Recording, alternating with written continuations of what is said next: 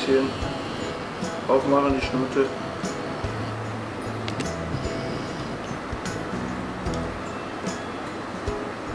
Gut so. Ein bisschen Haferflocken noch essen. Nüsse oder Haferflocken? Oder nicht mehr? Nicht mehr. Nicht mehr. Nee, will er nicht. So, dann leg ich mal dahin. Machen wir hier so ein bisschen natürlich da runterplumps. So, hier haben wir unseren kleinen Apari, unser kleines Nacktnasen-Wombat-Baby. Der hat eine schlechte Woche hinter sich. Die Mama wollte ihn wieder erwarten, jetzt schon nicht mehr haben. Normalerweise sind die 15 Monate, kümmert sich die Mama um ihn, aber Mama hat schon bei 9 Monaten gesagt, jetzt reicht's. Wahrscheinlich, weil sie Erstgebärende ist, selber eine Handaufzucht war, vielleicht alles zu viel, der ganze Stress.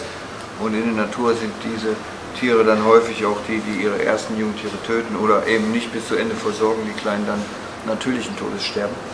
Hier im Zoo können wir natürlich da eingreifen. Ja, also wir haben den jetzt praktisch vor seiner Mama gerettet und peppeln den jetzt so ein bisschen mit der Flasche weiter und kuscheln ihn eben halt. All die Zuwendung, die eigentlich noch die Mama geben müsste, machen wir jetzt. Und ist natürlich viel Arbeit, viel Stress, auch nachts.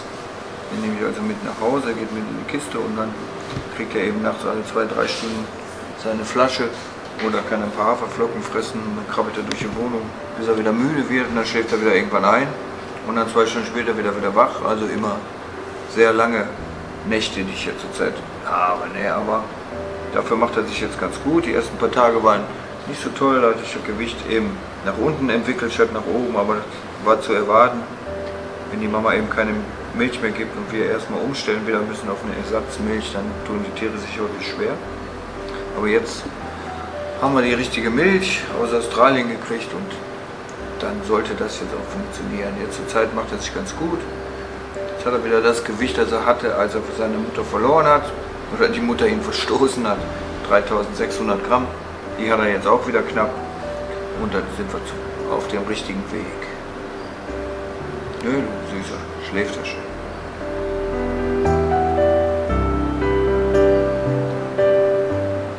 Ja, also diese Wombat-Art wie der kleine Apari hier, das ist eben halt der Common Wombat oder auch der Nacktnasen-Wombat aus Australien selbst. Und denselben gibt es nochmal in Tasmanien, der ist deutlich kleiner, 25 Kilo ungefähr die Weibchen schwer.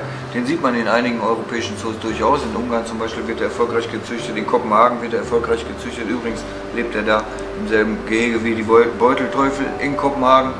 Also die werden da regelmäßig gezüchtet, aber von diesen australischen Nacktnasenwombats, da gibt es letztendlich nur noch 6 Tiere. Einen in Hannover, einen in Blankendahl in Belgien und 4 Tiere jetzt bei uns. Und der Apari ist eigentlich das letzte Männchen, der große alte Mann, der jetzt noch hier bei uns lebt zurzeit. Der ist schon sehr, sehr alt und denke mal nicht, dass er noch so lange bei uns sein wird, weil er einfach zu alt ist. Und der Apari, auf den ruht letztendlich die ganze Hoffnung, dass er dann eventuell hier noch mit unserem verbleibenden Weibchen, die Alinta, dass er damit vielleicht Babys macht. Die sind nämlich nicht miteinander verwandt und mit der könnte er dann Babys machen. Ne? Ja. Aber nichtsdestotrotz gibt es eben davon keine mehr und in Australien sind sie eben auch in keinem Schutzstatus, gelten in Australien teilweise immer leider noch als Plage, wobei das mit Sicherheit nicht so ist. Die Tiere sind auch in Australien selten geworden, häufig leben sie halt im Farmland und da kommt es dann eben häufig zu Konflikten, die werden totgeschossen, vergiftet, macht auch immer, damit die nicht die Weideflächen unterwühlen und die Farmer, die sind wirklich nicht nett mit Wombats. Zusätzlich werden sie häufig in Australien überfahren, sitzen halt gerne mal abends spät neben der Straße und nagen da das letzte grüne Gras. Und ein Wombat ist wie bekannt ganz stur. Wenn also ein Auto kommt, dann bleibt ein Wombat zur Not eben einfach sitzen, senkt den Kopf und denkt sich, ja dann komm mal. Und leider werden sie dann häufig angefahren.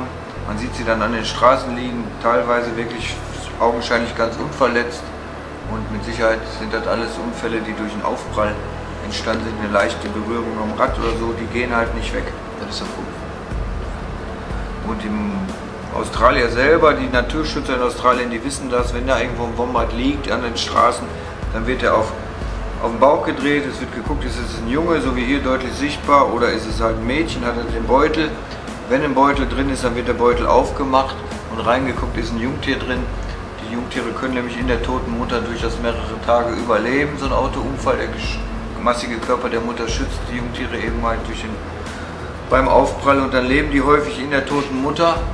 Oder aber die Verlierer werden bei dem Aufprall rausgeschleudert, sitzen dann im Unterholz irgendwo und kommen nachts zurück zur toten Mutter. Deswegen wird immer kontrolliert, ob der Beutel irgendwie gefüllt ist oder ob die Zitze noch Milch führt. Das ist ein Indiz dafür, dass da irgendwo in der Nähe noch ein Baby sein müsste. Ja? Wenn die gefunden werden, werden die aufgepäppelt. Häufig erleiden die aber dasselbe Schicksal wie die Mama, die werden dann eben auch noch zusätzlich überfahren, weil sie versuchen nachts zu ihrer toten Mama zu kommen und werden auch mal platt gefahren. Also den Wombats geht es in Australien wirklich nicht so toll, leider.